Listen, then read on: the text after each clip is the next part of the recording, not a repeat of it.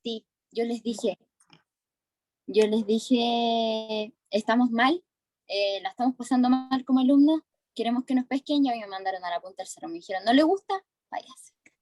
Laura, Así cuéntanos un que, poquito cuándo fue eso, y bueno, el desenlace que ya nos alcanzaste a contar antes de empezar el programa, en qué colegio y cuáles fueron las condiciones por las cuales a ti te dijeron eso y te terminaste yendo, digamos. claro.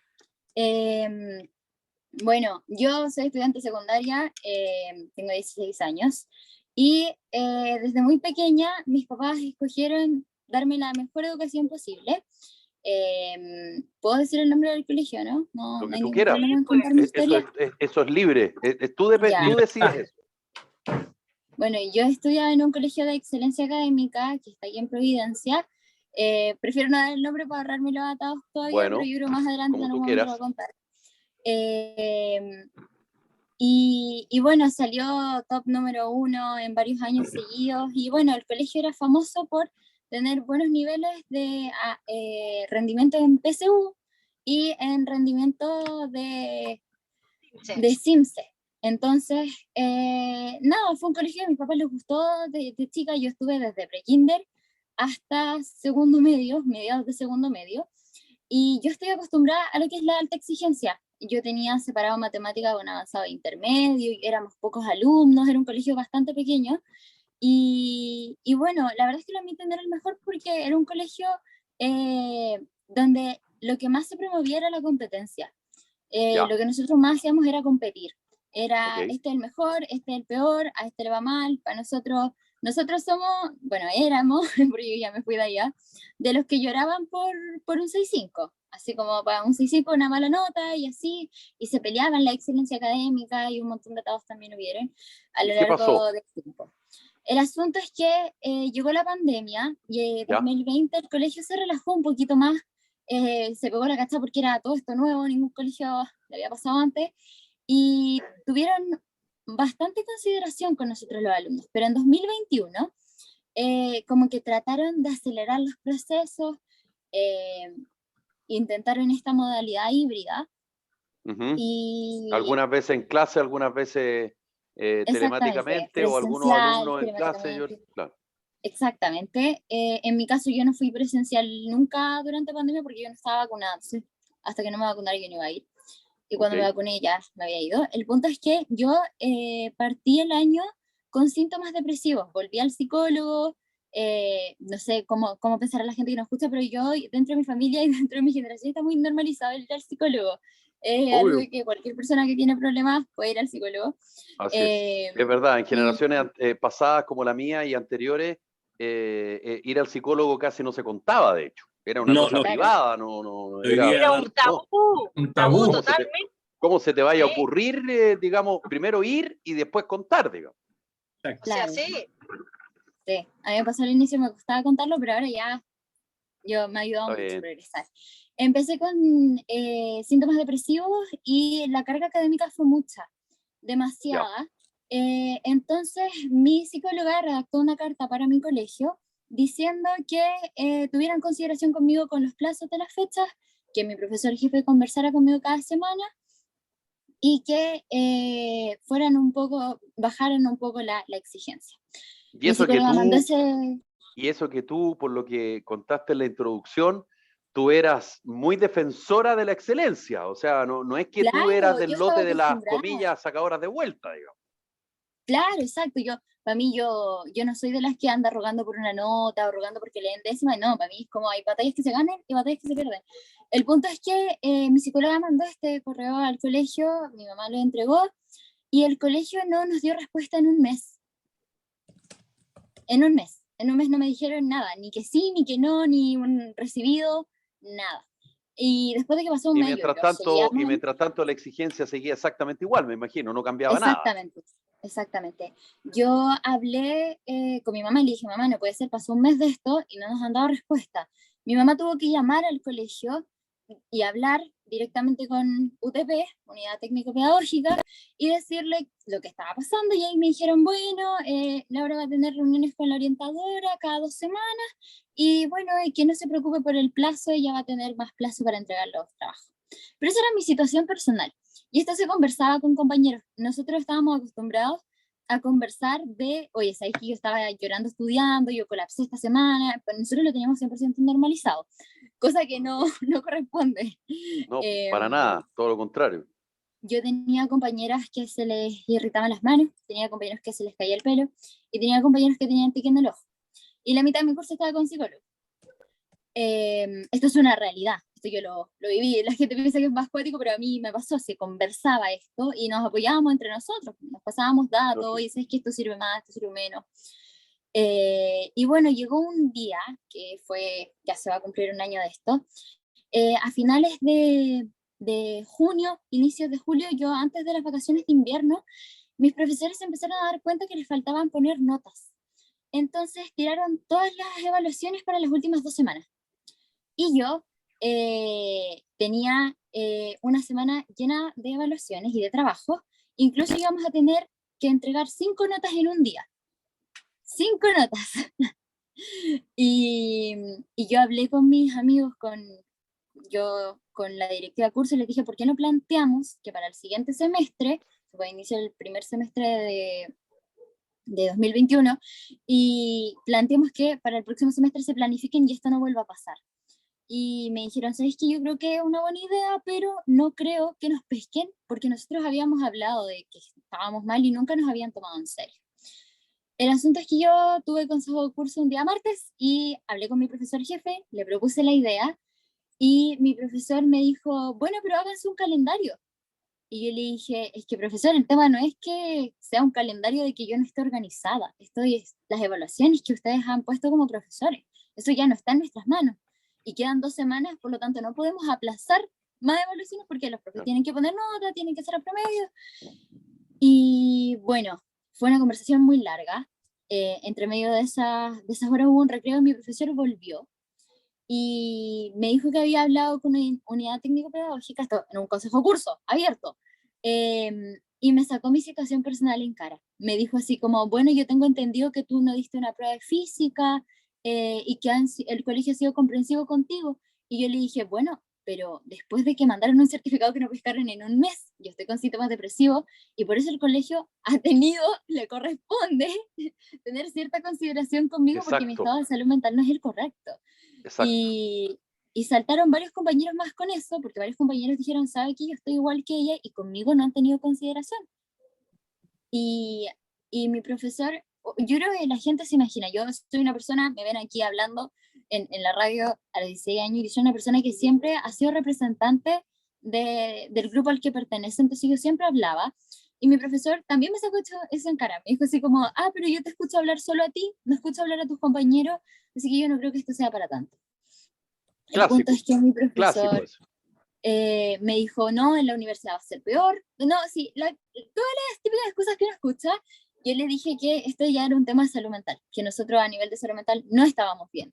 Y él me dijo, pero es que no, si yo lo entiendo, si nosotros queremos que ustedes vivan bien. Y así me dijo, nosotros queremos que sus vidas vayan bien.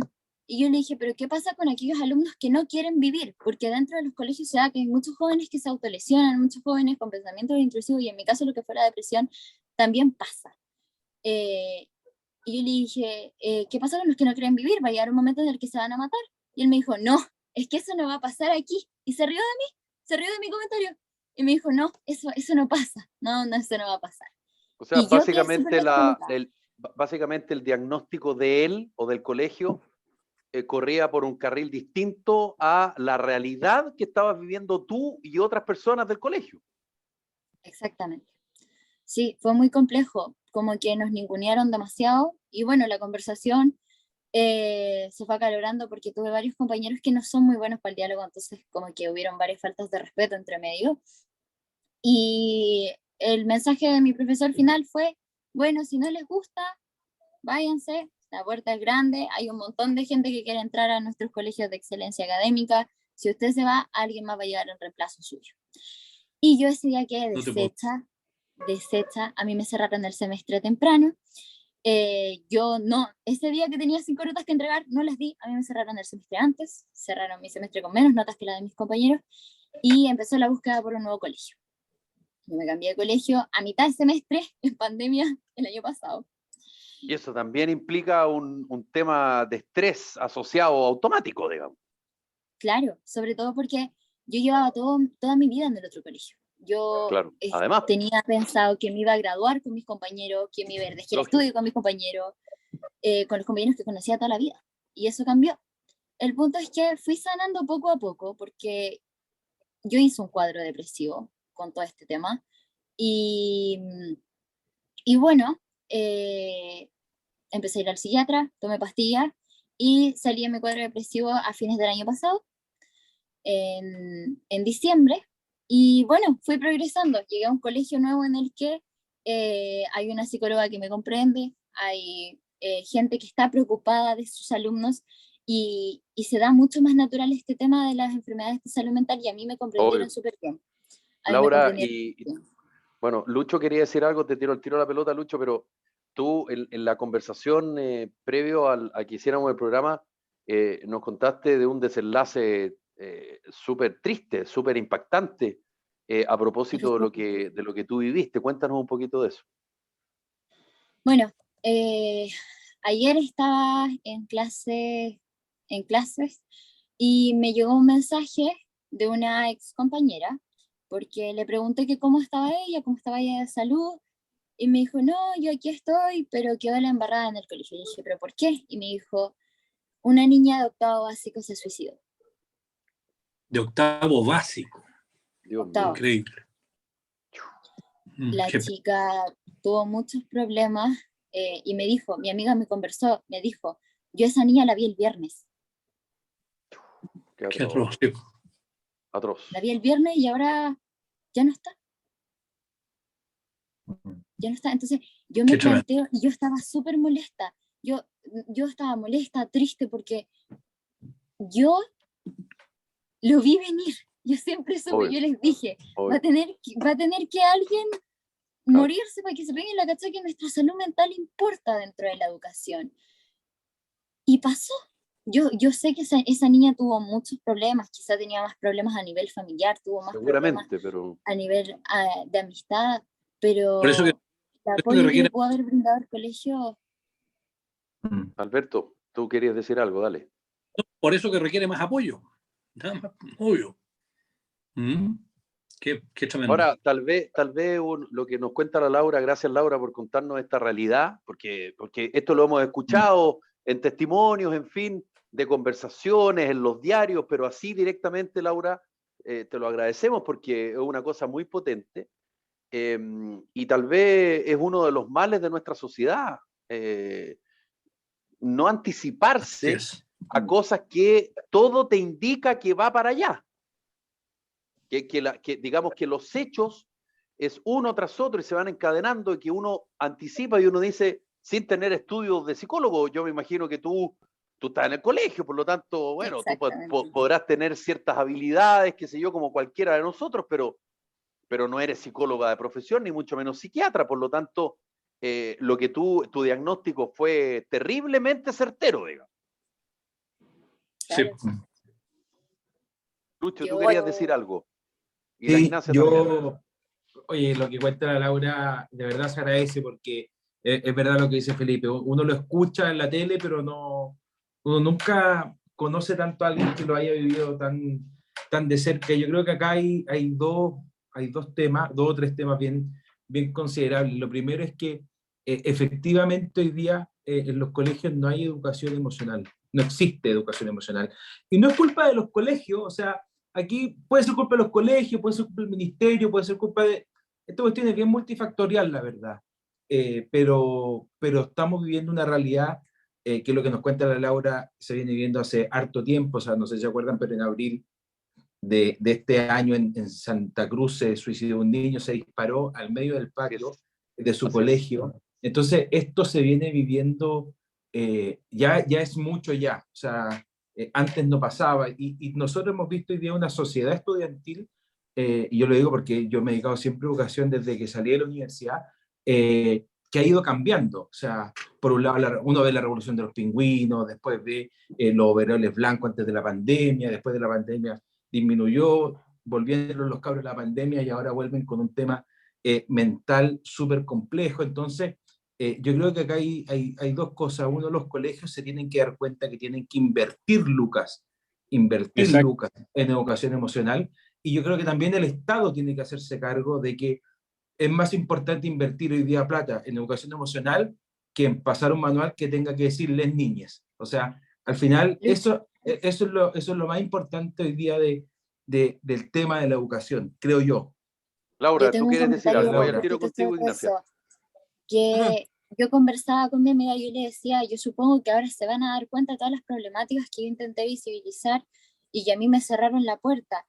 Y ella me dijo, bueno, no, ni tanto, porque ella lo vivió de cerca, me dijo, hoy día hablamos y dijimos que no sentíamos que hubieran mejoras en cuanto a la salud mental, en cuanto a la comprensión hacia los alumnos, y el profesor, su respuesta fue la siguiente, no, hay mejoras, antes la psicóloga venía un día a la semana, ahora viene dos.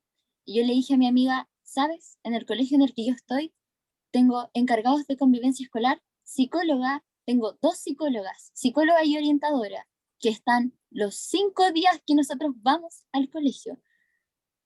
O sea, no podemos vivir al mínimo. O sea, no puede ser que con todo lo que ya les pasó, con toda la problemática que tienen los alumnos, 2 veces a la semana vaya a la psicóloga. Sí. Ahora, eso también desnuda la realidad que existe en la educación en Chile, ¿ah? Sí, Lamentablemente. Y que aquí tenía un problema, El como mundo. decía yo. Además es multifactorial. Si hoy día, por ejemplo, los colegios, si uno ve un funcionamiento de un colegio, yo trabajo acá con un colegio en San Bernardo, que es la región metropolitana, y un colegio tiene que cumplir más o menos 10.000 normativas para el funcionamiento diario, entre la asistencia, entre la superintendencia, entre los provinciales, entre las subvenciones, entre el Ministerio de Salud, entre el Claro. Ministerio de Educación, entre el Ministerio de... O sea, son 10.000 decretos, leyes, normas, regulaciones que un colegio para el funcionamiento diario tiene que... O sea, hoy día un director de un colegio no se puede preocupar de mejorar la educación de los estudiantes, sino que tiene que preocuparse el 90% de su día en responder burocracia administrativa. Que puede que esté bien, o sea, yo no digo que esté mal, pero es un exceso. Entonces, hoy Sí, día estamos sí. viendo las consecuencias, y lamentablemente las consecuencias son vidas de personas. ¿Sí? Ese es lo Claro, porque más tú tremendo. inevitablemente tienes que dejar de atender cosas que son tan Algo. importantes como que el baño, Claro. digamos, no botee el lavamano, digamos. Tal cual, eso es. Ignacia, ¿tú querías decir algo? Sí, lo que pasa es que, mira, bueno, ustedes saben que yo tengo mis dos hijas que son profesoras y ellas lo Así es. viven muy, muy, muy, muy de cerca, porque el otro día estaba incluso conversando con una y me dice que la presión que sienten los niños ahora es tan fuerte que de verdad que se sienten muy, muy, muy, muy presionados y no solamente por los pares, sino que mucho por el mundo está exitista, extremadamente exitista, y no ver y no buscar que finalmente lo importante es buscar la felicidad, buscar la parte en lo que tú te puedas desenvolver, en lo que a ti te hace feliz de verdad, no en el exitismo por el exitismo. Y eso me dijo, dos niñitas me dicen, la verdad que incluso ellas terminan, todos los años terminan muy cansadas, porque las dos son profesoras jefe, por lo tanto se llevan también el cuento de cada uno de los cursos, entonces la verdad que lo pasan, terminan bien cansados porque se dan cuenta la necesidad que hay de escuchar a los alumnos, y eso es una de las cosas que gracias a Dios las dos mías son, en ese sentido, como tuvieron muchos hermanos, ellas están acostumbradas en que hay problemas y que hay que enfrentar los problemas, pero enfrentar los problemas con mucho cariño. Los niños ahora están muy necesitados de cariño. Tú sabes que ahora una de las cosas que hay en los colegios es que casi tú no los puedes ni abrazar ni nada a los niños. Así Antes es. unos profesores, qué sé yo. Y finalmente los niños terminan de repente muy colgadas del cuello de ellas por lo mismo, porque se necesitan esa contención, y eso es una de las cosas muy complicadas. Yo de verdad que, claro, por protocolo, toda la cuestión, todo lo que puede hacer, pero de verdad que se necesita volver un poco más a la normalidad. Y otra de las cosas que hoy día justamente en la mañana tuve muy temprano una reunión con la profesora jefe de la orientadora del colegio del más chico mío, que está en cuarto medio, y justo me tocó que estábamos en reunión y le tocaron la puerta una niñita, tiene que haber sido como segundo medio por ahí, llorando a mares. y como que la necesitaba, porque ella es orientadora del colegio y además hay otra psicóloga más que están permanentemente en el colegio y me dijo, esto es permanente. Todos los días llega una llorando, pero amargamente, se están cortando los brazos, se dañan. Y me dice, hay una cosa que la verdad, yo no sé, la pandemia parece que explotó muchas cosas más de lo que estaba, de lo que veníamos viviendo, o se visualizó mucho más, se hizo más presente, más patente, la Miss Polly me dijo, de verdad que esto es todos los días, es muy terrible. Me dijo, ella era la orientadora que estaba permanente y tuvo que pedir un apoyo de otra psicóloga más permanente porque no da abasto y hay muchos niños muy complicados y lamentablemente los profesores, o muchos de los profesores, no todos, porque no puedo decir que todos, de repente no le dan la importancia que tienen que darle de repente a estos signos, cuando son los niños hay que tomarlos que son niños mucho más, los niños son mucho más simples, ¿ah? En general los adolescentes y todos no son tan rebuscados. Y si te están diciendo, lo estoy pasando mal, o te están diciendo con los ojos llenos de lágrimas, es por algo. Jamás es porque están haciendo el show. O sea, es raro que una niñita llegue llorando porque está haciendo un show. Y hay que darle la importancia que corresponde. Yo creo que eso es lo que nos ha faltado. Últimamente siento que la educación como que no se le está dando la importancia que se le debe dar a este tipo de problemas. Y por otro lado, también un poco la presencia o la firmeza de los padres. Yo creo que aquí lo vemos también en esto que vemos que queman los colegios, que hacen destrozos, cabros de cuarto medio, cabros de tercero medio, que son cabros chicos todavía.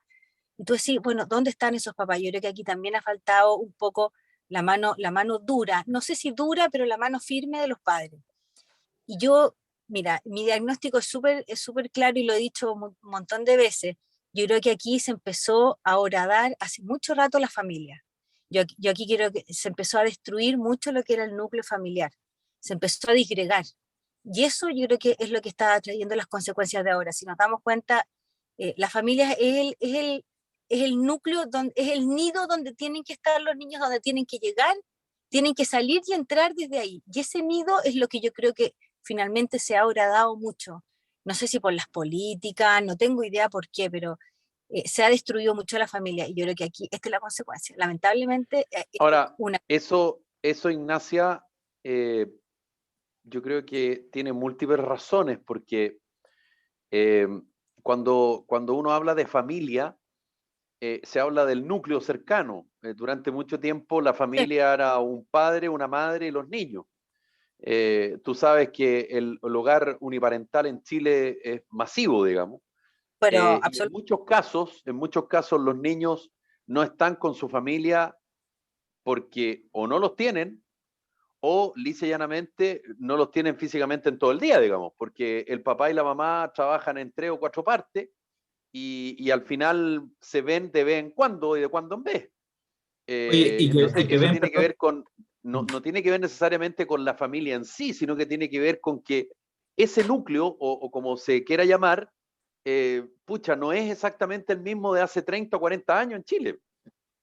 sí. Oye, y que muchas veces las familias ven en el colegio más que una institución donde los niños puedan aprender y desarrollarse, como una guardería. Por lo tanto, no importa el colegio bueno o malo, es donde está el niño 8 horas porque yo tengo que trabajar. Entonces, lo que decís tú es una realidad súper complicada y es súper complicado de solucionar, digamos. Y de repente muchos padres, a propósito de lo que tú dices, Lucho, no, comillas, exigen o plantean con la libertad necesaria algo que, por ejemplo, planteó la Laura en su colegio. Porque claro, porque ellos dicen, chuta, ¿para qué? Si yo con que este niño o esta niña esté en el colegio a las 8 horas y en algunos casos reciba su almuerzo, qué sé yo, o pueda hacer actividad física, tenga espacio para poder leer, chuta, yo con eso trabajo tranquila o trabajo tranquilo y estoy al otro lado, digamos. ¿Y para qué voy a exigir si no me puede significar un problema? Claro, si lo necesito. Si no, no puedo trabajar. Exactamente. Entonces, exactamente. caí en un círculo vicioso súper complicado y aquí es un tema estructural, digamos, o sea, solucionarlo es un tema estructural, pero yo creo que parte con lo que dice la Laura también, de que los alumnos de alguna forma se empoderen. Oye, empoderarse con respeto, con criterio, con inteligencia, no sacando la puerta y quemándola, que se empoderen, que digan lo que piensan, que digan lo que sienten. Y yo creo que también aquí los profesores, los equipos directivos, los profesores, los asistentes de la educación, porque desde el director hasta la tía que barre son importantes en un colegio. Entonces, capacitar, perfeccionar, los profesores son súper buenos para perfeccionarse constantemente en la vida. Pero eso tiene que llegar de alguna forma al aula, a la sala de clase, y traspasar a los alumnos la respuesta que da el profesor que dice la Laura, es que es inaceptable nomás, o sea, no cabe, y aunque tenga 100 años el profesor y aunque haya sido educado en la escuela normalista de 1900, no cabe la respuesta hoy día. Hoy día la sociedad cambió, por lo tanto, los profesores tienen que de alguna forma mejorar esas condiciones. Y No, claramente la espérame. sociedad, la familia, si es que tú tienes, lo que dice la Ignacia es súper cierto. Digamos, el cable entre la sociedad, tu familia o la vecina o tu abuelita o quien te crió o donde tú estás, porque eso depende de la realidad de los chilenos hoy día, cuando ese cable respecto a, comillas, al profesor se le respeta y se cortó eso, bueno, estamos lo que estamos, porque no hay respeto por el profesor, no existe el respeto por el profesor. Existía el miedo a algunos profesores que se pasaban de la raya, obvio, pero esto es como la ley del péndulo, lo mismo que dijo la Ignacia, ahora tú no puedes abrazar a un niño, claro, por todos los ejemplos de abuso y acoso, entonces pasaste de absoluta libertad a absoluta restricción. Y la vida no es el péndulo, la vida es el término medio, ¿o no, Ignacia? Absolutamente, no, esa cuestión es, bueno, por eso te digo, yo creo que aquí es súper importante, lamentablemente el profesor, yo siempre he dicho, para mí el profesor, un profesor al que tú le entregas un niño, que es lo que tú más quieres en la vida, y se lo entregas más horas que nunca, tiene que ser un súper, o sea, para mí, aparte de que tiene que ser súper bien pagado y tiene que ser muy bien preparado, yo creo que aquí es demasiado importante que los profesores también entiendan que ya no existen las familias que eran antes. Antes habían, incluso las familias antes, hasta los abuelos estaban dentro, estaba el papá, la mamá y los abuelos. Ahora ya no existe casi eso. Ahora ya es muy, casi siempre, o es solamente la mamá o es solamente el papá, monoparental. Entonces, esa parte, cuando hay el profesor, evidentemente y lamentablemente, requiere de un apoyo mayor con los niños. Y cuando hay cosas que son, como son campanitas de alerta, le digo yo, tienen que darle pelota. Es imposible que no le den pelota y siento que de repente pasa que por el exitismo extremado de repente de un colegio, de ser el primero en la PCU, el primero en el CIM, el primero en todas las cuestiones, al final no pasa, son las cosas que no pueden pasar, son las cosas que a uno le da mucha rabia, que no se pueden dejar pasar, y yo creo que hay súper importante que la labor del profesor guía, del profesor que está presente, se fije en cada uno de los alumnos y pueda ser y sea capaz de transmitírselo a los, ¿cómo se llama?, a los padres. Y se los digo ¿por qué? Porque el otro día me contó una de mis nietas que tuvo una reunión, una charla o sea, una tutoría con una de sus alumnas, y la alumna se le puso a llorar así amargamente y le dijo que lo estaba pasando muy mal porque en el entrenamiento que ella estaba haciendo, que entrenaba en un club aparte, en un club distinto del colegio, la entrenadora la maltrataba. Y los papás no se habían dado cuenta. Inmediatamente ella habló con los consejos de profesores y llamaron a la madre, y la madre le agradeció durante toda la vida. Entonces, cuando tú tienes profesores que se dan cuenta de estas cosas y son capaces de tomar las alertas y darle pelota a las alertas, porque esa es la otra, darle pelota a las alertas. Aquí las alertas de los niños, por eso que te digo, cuando un niño llora, no te está inventando, por algo es. Entonces hay que darle pelota, hay que darle la importancia que se merecen. No es porque, ay, son niños, así, no. Y eso ahora es extremadamente importante, porque la verdad que cargar después con una cosa como no lo hice, pudiendo haberlo hecho, pucha máquina que es duro, porque de verdad que ese colegio y ese profesor tiene que estar con la guata apretada, porque claramente alguien no no fue capaz de tomar las alertas. Ahora sí, y tú das las explicaciones y pones las alertas y todo, y nadie toma carta en el asunto, que son los padres en este momento, bueno, esa es otra cosa, pero cuando Obvio. tú das las alertas, explicas lo que está pasando y no te dan la importancia que corresponde, es complicado. Bueno, Así. Laura, para cerrar el tema, dale tú y vamos a seguir avanzando. Dale tú para cerrar el tema.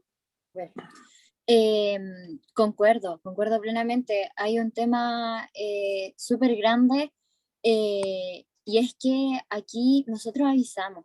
Y a mí, yo soy una de las personas que cuando necesita ayuda grita. Yo creo que si alguien está pasando por un problema, si alguien necesita ayuda, tiene que pedirla. Eso de, ay, es que no quiero dar problema, ay, es que no, o sea, hay cosas más importantes. Y en este caso, era la vida de una niña que, bueno, yo supongo que hubieron varias alertas que no fueron suficientes para prevenir este triste final. Y me da mucha lástima porque en este caso terminó con la muerte, pero yo también tuve muchos compañeros que entraban en crisis, que tienen crisis de ansiedad, que tenían que tomar pastillas antes de dar las pruebas, y eso no es normal. Y yo jamás me voy a olvidar, había un baño rayado en el que, en mi colegio anterior, en el que decía, no puede ser que tus ganas de llorar sean más grandes que tus ganas de aprender. O sea, ¿en qué estamos transformando la Qué educación? buena frase. Yo no entiendo por qué se perdió tanto el foco con esto. Yo creo que a esa niña la metieron al colegio esperando que sacara un puntaje nacional, que le fuera bien, que quedara en la carrera que ella quisiera, pero ella ni siquiera alcanzó a dar una prueba para la educación superior porque su vida terminó antes. Entonces, yo de verdad, mis condolencias para la familia, dejo esto abierto hacia la reflexión y hago un llamado a profesores a que estén atentos a estas cosas pasan y pasan en todos los colegios, en todas partes hay problemas de salud mental y uno tiene que empezar a concientizarlos. Le digo a los alumnos que pidan ayuda, que si ven a alguien mal, que lo digan, que si están mal, que lo digan y también un llamado a los adultos que son los que pueden tomar más decisiones por nosotros, de que hay veces en las que llega a tal punto en el que nuestras vidas están en manos de ustedes y ustedes pueden salvarlas. Y eso es lo que necesitamos con este grito de ayuda que yo estoy haciendo ahora aquí en la radio, porque cuando lo hice en clase, a mí me dijeron que no. Muy bien.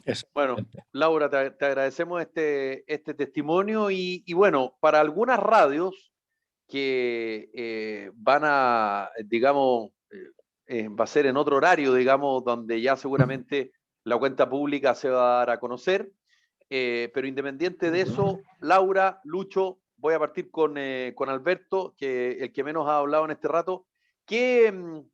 Digamos, qué expectativa, si es que la tienes, por supuesto, porque en una de esas no la tienes, te da esta cuenta pública del presidente Gabriel Boric, que se va a realizar este día miércoles 1 de junio a las 11 de la mañana en el Congreso Nacional, con un total de 500 personas, un aforo especial, al igual que el que ocurrió para el cambio de mando. ¿Tienes alguna expectativa? En materia económica ya se habló del tema del MEPCO digo, en materia de seguridad ya se renovó el estado de excepción constitucional acotado, ¿o tú crees que efectivamente en esas materias o en el tema de pensiones, por ejemplo, como lo adelantó algo la ministra del Trabajo, podrían haber novedades este día miércoles? ¿Cuál es tu expectativa? A ver, perdón, ante la expectativa quiero decir, voy a ir de inmediato, pero quiero decir una sola cosa respecto y que un temón que estaba planteando, ¿no es cierto?, recién, respecto sobre el suicidio, oye, y toda esta situación que vive de alguna manera la juventud y la sociedad. Hemos hecho una sociedad, en primer lugar, falta de amor. Y es una realidad, y cuando uno habla de estas cosas, ¿de qué estará hablando este señor? ¿De qué se trata el amor? De eso. De que hemos hecho una sociedad falta de amor. Hemos hecho una sociedad exitista. Y entonces, incluso me ha tocado con alumnos exitosísimos y que de repente se caen y no tienen el 7 y se desmoralizan. Como yo le digo a los alumnos, si aquí no vienen a sacarse 7, vienen a aprender.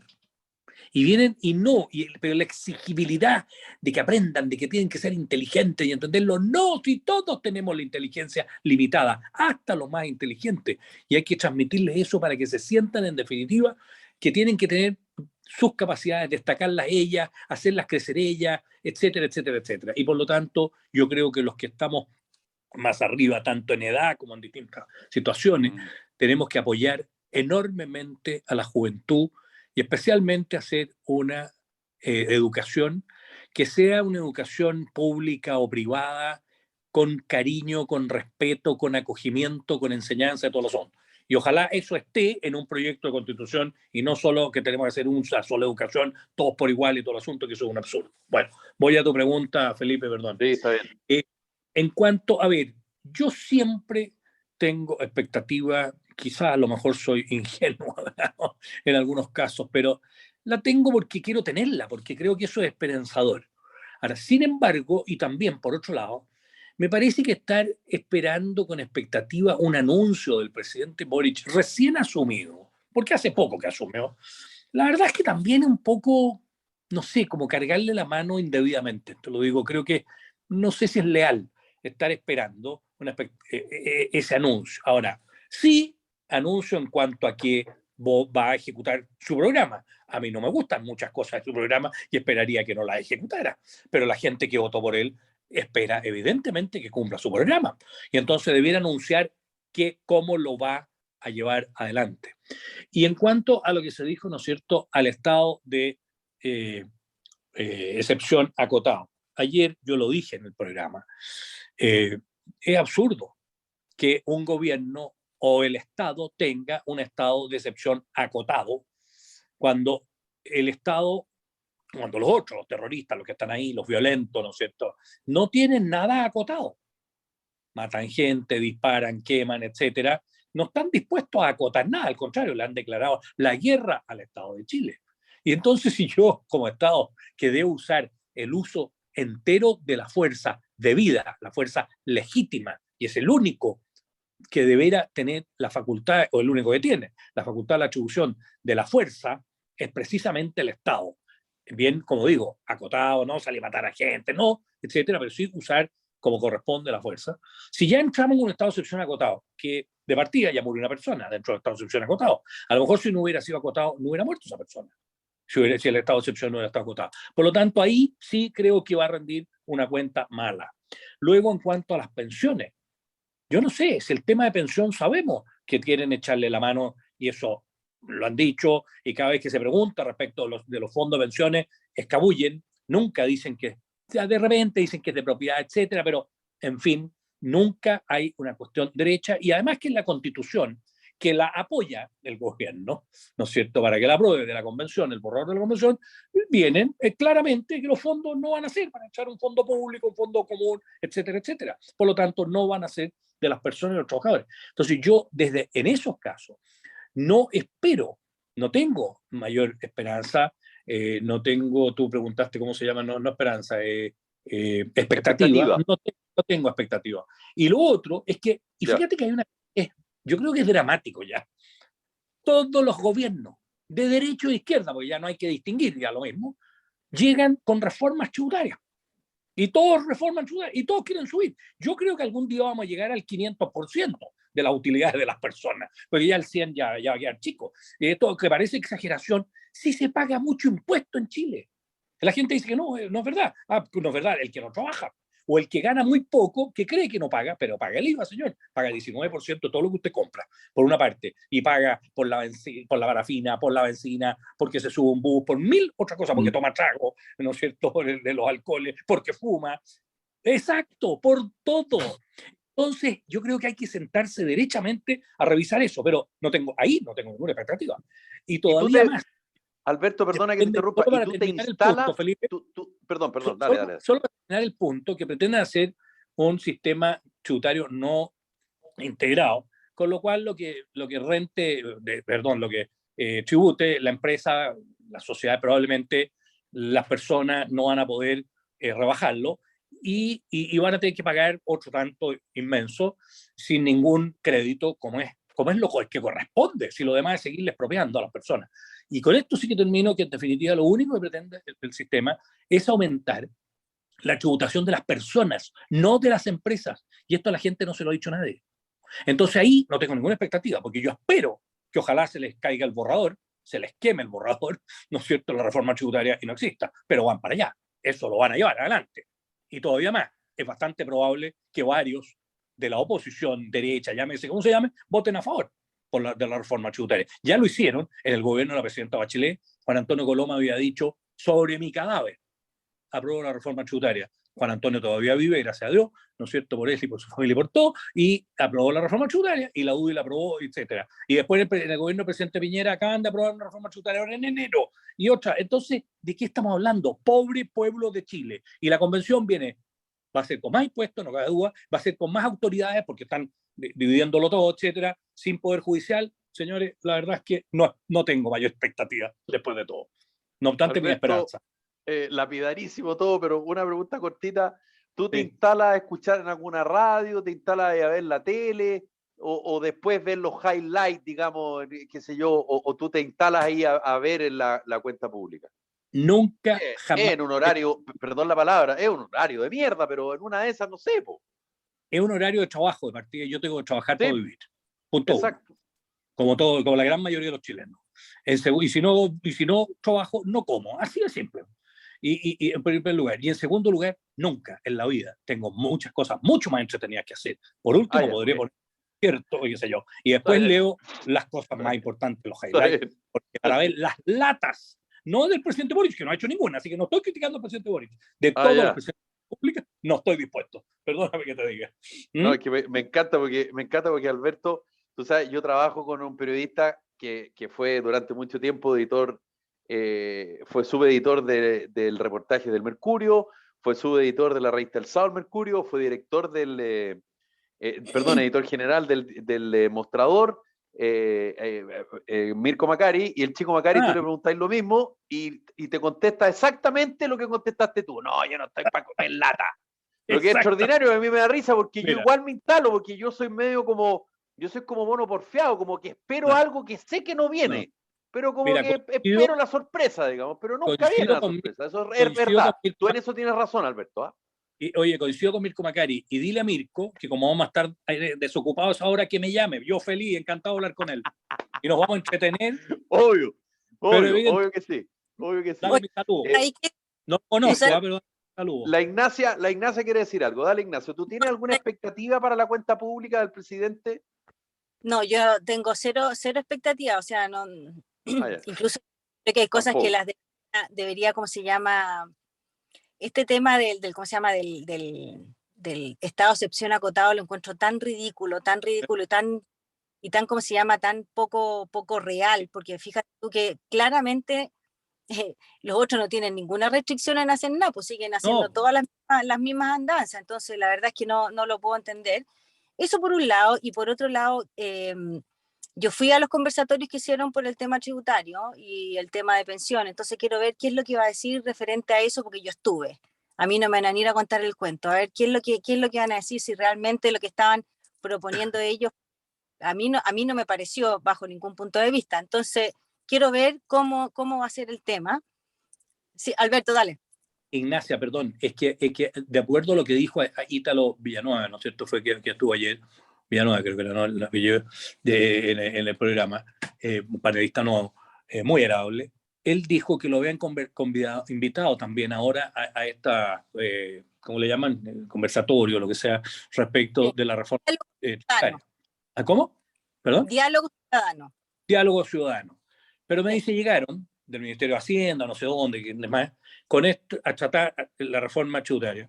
Y los temas eran, oye, con más impuestos, ¿no es cierto?, el Estado tiene más plata y con eso puede hacer sus obras sociales mejor para el pueblo. Levanten la mano, todos de acuerdo. Casi todos de acuerdo. O todos de acuerdo. Después puras frases de ese orden. Es que es mejor, no sé qué con esto. Y dice, pero no presentaron nada de la reforma. Entonces, cuando terminaron, bueno, muchas gracias, entonces hemos contado con la presencia y el apoyo de ustedes, y ahí se levantaron todos, los demás no, para decirle, a ver, perdón, ¿de qué apoyo? ¿Sí, qué estamos apoyando? Entonces lo van a dar, como que han tenido todos estos conversatorios, todos estos, ¿no es cierto?, reuniones con los ciudadanos, y no es verdad, al final es el mismo fraude de la convención y de todo, lamentablemente. Por lo tanto, mi expectativa va bajando, Felipe. Dile a Marco que ¿cómo se llama? A Mirko que por favor Es que lo que pasa es que eso fue lo que pasó. Mira, yo cuando estuve en ese conversatorio, diálogo ciudadano por la reforma tributaria, que también estaba el Ministerio de Hacienda, incluso estaba el el subsecretario de Hacienda o el ministro de Hacienda, no sé quién, yo no los conozco mucho. Bueno, y una de las cosas era transparencia, igualdad, equidad, esas eran las palabras, Eso pero no son reformas. en ningún momento hubo que yo dije, bueno, ok, estamos bien, hay que hacer todas estas cosas, tratar de hacer todos los ¿cómo se llama? Las necesidades sociales de casa, qué sé yo, todas esas cosas. Perfecto. Pero ¿cómo lo vamos a hacer? ¿De dónde vamos a sacar los recursos? ¿Dónde están aquí los incentivos que propone la reforma tributaria a la inversión? Porque evidentemente, No si hay. yo quiero tener inversión, necesito incentivar la inversión. ¿Dónde? ¿Cómo? ¿Cuándo? ¿Dónde están los incentivos? Y no existen. Entonces, gracias a Dios, dentro de mi grupo que habíamos, que nos iban cambiando y todo, la gente me escuchó. O sea, que en los dos diálogos ciudadanos que fui, la gente me escuchó. Gracias a Dios me escucharon y me decía, bueno, en realidad tiene razón. Esto está todo muy lindo en el papel, pero ¿cómo lo vamos a hacer? ¿De dónde vamos a sacar los recursos? Bueno, y ahí salió bueno, el impuesto a los súper ricos. El impuesto a los súper ricos, le dije, va a alcanzar, o sea, con suerte para un semestre, pues le dije yo, con suerte para un semestre del año, porque no nos alcanza para más. Ni O siquiera. sea, porque el súper rico es una utopía que creen que va a ser mucha plata, y créanme que no es nada. Entonces, la verdad le dije yo, aquí lo que estamos tratando de hacer es ir finalmente poniéndole más impuestos a las personas. Aquí ustedes no se dan cuenta que los impuestos tendrían que quizás ir un poco más mirados hacia las empresas, a ver cómo lo hacemos, pero antes que nada, le dije yo, de todo esto es el incentivo a la inversión, el incentivo al crecimiento, el incentivo al ahorro. No importa, si no le interesa. Ahorro. Pero si no le interesa. Es que bueno, pero es que le dije, si no hay ahorro, no hay plata en las cajas, en los bancos, ¿dónde vas a sacar la plata? La inversión es importantísima. ¿Cómo el ahorro que yo hago? ¿Qué incentivo tengo yo ahora para ahorrar? No tengo ninguno. El único incentivo que me dan ahora es ojalá ahorrar en dólares, gallo. O sea, cualquier cosa, pero... Es que se quedan, y yo lo he dicho lo mismo en la convención, y he mandado, ¿no es cierto?, un proyecto a casi todos ustedes, no sé si a todos, respecto a Constitución, en que se quedan en el qué y no en el cómo. Si es fácil, hay que mejorar la educación, evidente. Y yo creo que este país lo que le ha faltado en los últimos 50 años, se ha mejorado en parte, y algunas cosas se mejoraron, pero otras no. Hay que mejorar la educación, hay que mejorar la salud, qué duda cabe. Hay que mejorar, gracias, Ítalo Villanueva, hay que mejorar la vivienda, el derecho a la vivienda, hay que mejorar el derecho al trabajo, hay que mejorar la relación humana entre las personas, lo mismo que estábamos hablando al principio del programa. Todo eso hay que mejorar, pero no basta con decir hay que mejorarlo. Quiero un país mejor, no basta. Hay que decir cómo se hace mejor. Y eso no está ni en la Constitución de la Convención, ni está en los programas de gobierno, ni de uno ni de otro. Y la gente lamentable tomar decisiones, tiene que cambiar algo de las cosas horribles. Y tú sabes que hay una cosa que yo se los voy a comentar porque me llamó mucho la atención. El otro día yo empecé con un taller de ¿cómo se llama?, de tejidos con un grupo de vecinas acá en Pichidegua. Y yo les pregunté que cómo se sentían, que qué opinaban de la nueva constitución y qué sé yo. Y tú sabes que, imagínate, gente que vive en el campo. Me dijeron, ¿sabe qué? Nosotros nos sentimos inseguros. Nosotros estamos muy preocupados por la seguridad. Entonces, cuando tú vas a ver este fenómeno de inseguridad con gente que vive en el campo, gente que ni siquiera cerca de un pueblo, de la ciudad, ni de nada, y tú ves que ahí, ¿cómo se llama? Ahí ya hay una sensación de inseguridad, quiere decir que la cuestión está mucho más allá. Es mucho más complicado de lo que la gente cree. Porque cuando la gente acá, que está metida en el campo, que de verdad que lo que más puede llegar a pasar es que te roben una gallina, pero ellos ya sienten una inseguridad porque ya pasó aquí en San Vicente, ya pasó ahí en Santa Cruz que mataron, que uno de los, ¿cómo se llama?, de los que andaba robando ahí, se fue entonces cuando ya empiezan a sentir lógico, ese muy complicado.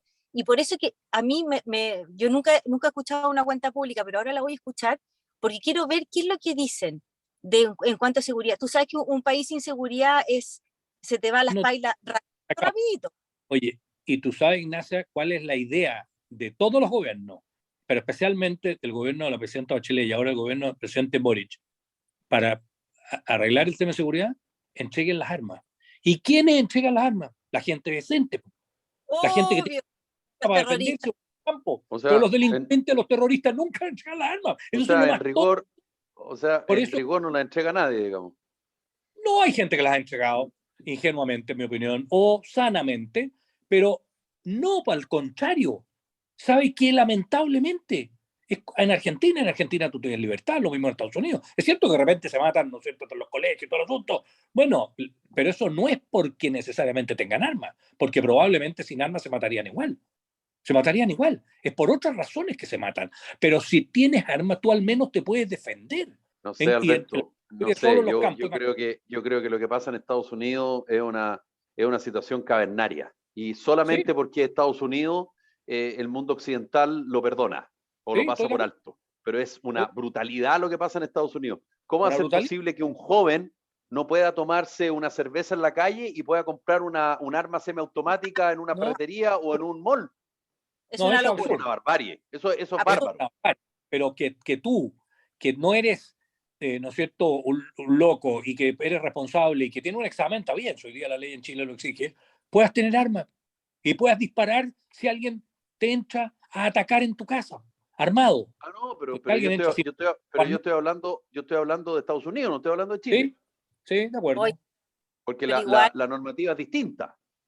Sí. Oye, En Estados pero Unidos esta la cuestión- lógica es, ¿por qué yo le voy a dar el monopolio al Estado si yo me puedo defender solo? Esa es la idea. claro. La Constitución de Estados Unidos dice que el derecho a portar armas para defendernos del Estado. O sea, Exactamente. esa es la lógica Exactamente. que tienen los gringos. Así es, así es. Lucho, ¿tú y querías esa- decir algo sobre lo que estaba ahí en un muy buen diálogo la Ignacia con Alberto, que no Sí. había cómo, lo que es muy bueno, porque Yo ahí traté de pum, pum, meter pa, para pa, nada. pa, pa. Así No, que yo dale quería tú, Lucho, comentar- después va la Laura, que está terminando No. una tarea para el colegio. No, mentira, Laura, era una broma. No, la Laura es escolar, lo que nos Adentro, baja ya. el promedio de edad automáticamente, lo que es muy bueno. ¿Eh? Es verdad. Oye, no, yo Claro. voy a comentar dos o tres Me cosas. las arreglo. Primero que hay harto de mito en esto. O sea, por ejemplo, lo que decía Alberto de que todos pagamos impuestos. Es así. Esto es un ejercicio muy simple que uno tiene que hacer. Va allá de cuánto uno gane, si uno puede ganar el mínimo o ser millonario. Si esto es de toda la plata que yo recibo de mi sueldo durante los 12 meses del año, si uno suma todos los impuestos que paga el IVA, el copete, el cigarrito, el combustible, no sé qué, 3 meses completamente de tu sueldo, más o menos, se van al Estado.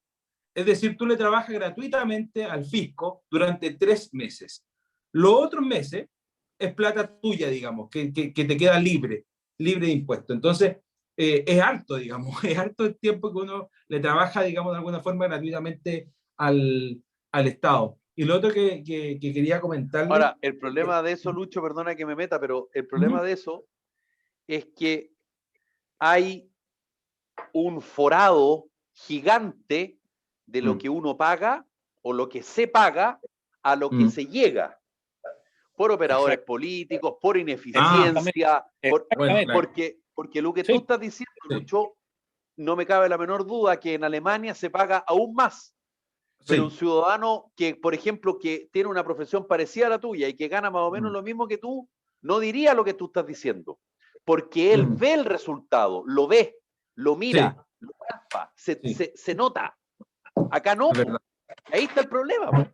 Sí, Pero, entonces, bueno, algo que quiso hacer el ministro Briones hace un tiempo en el gobierno pasado, es decir, en qué se gastan tus impuestos. Y quiero de alguna forma dar a conocer en qué se gastan los impuestos. Ahora es una cifra bien, bien cuestionable, pero y lo otro que quería decir muy cortito es el tema de los impuestos a los súper ricos, porque si uno hace el ejercicio de quitarle, ponte que tú le quites la fortuna a las 10 familias más ricas de Chile, o sea, a los Luxe, a los Polman, a los Mate, a los Piñera, a los Sayé, a los Solari, a los Ponce, a los Angelina, a los Yarur, las 10 familias más ricas de Chile.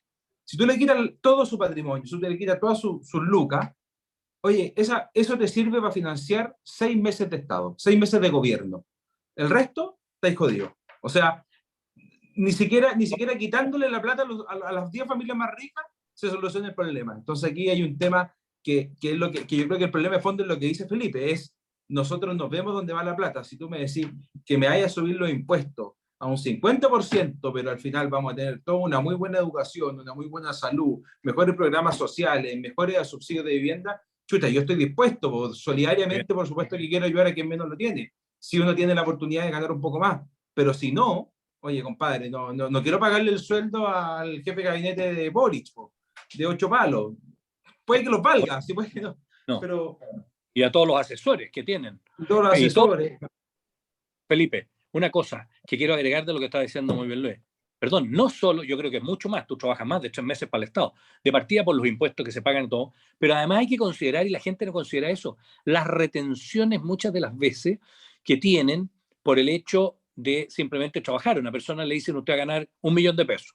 Y después cuando le llega la liquidación, como 600, 700 y tanto por las retenciones, claro, van a salud alguna, van a pensión, que ahora no vamos a saber si son a favor o qué sé yo. Pero lo peor de todo es que, como bien decía Felipe, un alemán ve y un norteamericano también muchas veces, un francés ve lo que se está haciendo muchas veces por el Estado. Pero aquí, ¿qué es lo que ocurre? Que las... ¿Aló? ¿Se me está oyendo, no? Sí, no, perfecto, se escucha todo. Ya. Que los servicios, el Estado te da salud allá muchas veces, te da educación, te da servicio, te da seguridad. Aquí no tienes nada de eso. Incluso la seguridad tú tienes que pagar guardias en los loteos, guardias en los campos, guardias en las parcelas, guardias en los edificios, guardias en todos lados. Ni seguridad se tiene hoy día. Entonces todo eso que el Estado debiera dártelo y que se luce la plata, como dice Felipe, se pierde normalmente más los manejos en político. Y la Constitución nueva, perdón señores, lo único que quiere con todo esto de más parlamentarios, más diputados, de cámaras regionales, de poder, ni siquiera el poder judicial se acaba, como lo dijo Jorge Correa Sutil, se acabó en la Constitución. Va a haber un sistema judicial con muchos más miembros, con jueces indígenas y jueces no indígenas, señores, nos van a tapar de funcionarios. ¿Y eso cómo se paga? Con mucho más impuestos, señores. ¿Qué quieren que les diga?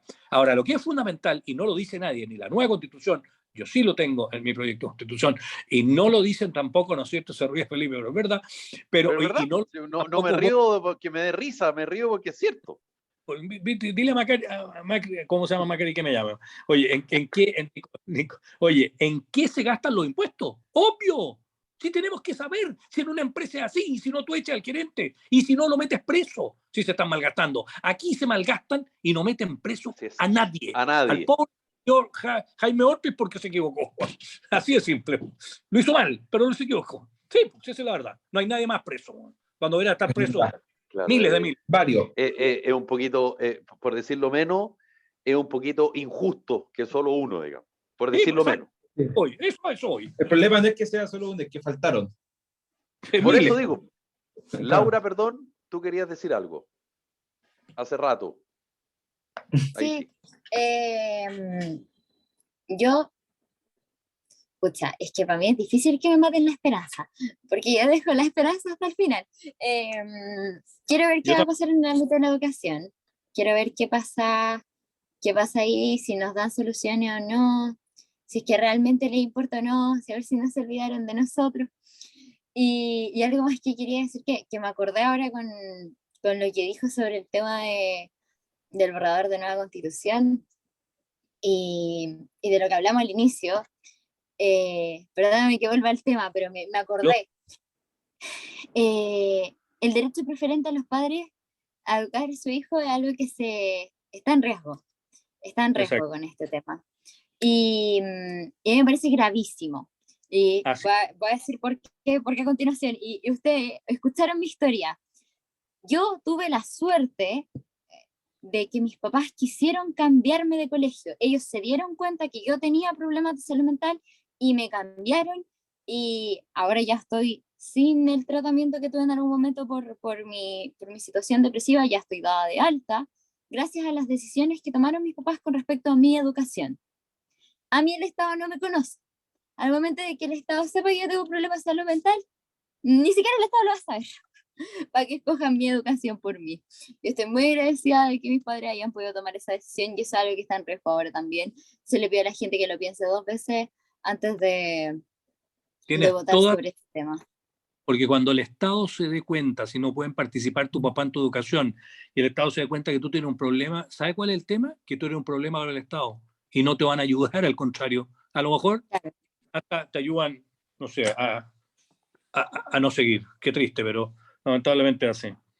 Bueno, queremos agradecer a quienes nos escuchan en nuestro programa Carta Ciudadana, Radio Salud Madre Tierra, H Radio, Radio Acogida, Radio Ritmo, Radio Las Garzas, Imagia, Canal 2 del Cable, Radio Paraíso, País Lobo No Son, el Facebook, País Lobo Prensa, paislobo.cl, el podcast, Radio América, la radio de la región de Coquimbo, Radio Pirque, Radio Despierta, Radio El Pingüino, Radio Mega de Iquique, programa cartaciudadana@gmail.com. Ahí está nuestro correo, atacamanoticias.cl también, Radio Ruta Norte FM y Radio Manquehua. Y recordar que este programa es en parte transmitido gracias al aporte de la Fundación Educacional Hernán Briones Gorostiaga y también a la Coordinadora Nacional de Movimiento Ciudadano. Nos despedimos de Ignacia Castro, que tuvo que salirse antes.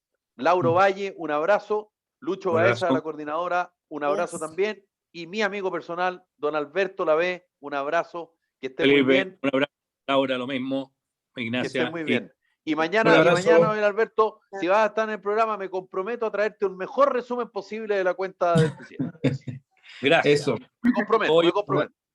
Nos vemos. Gracias. Ya que lo pasen bien. Chao, chao. Chao. Chao.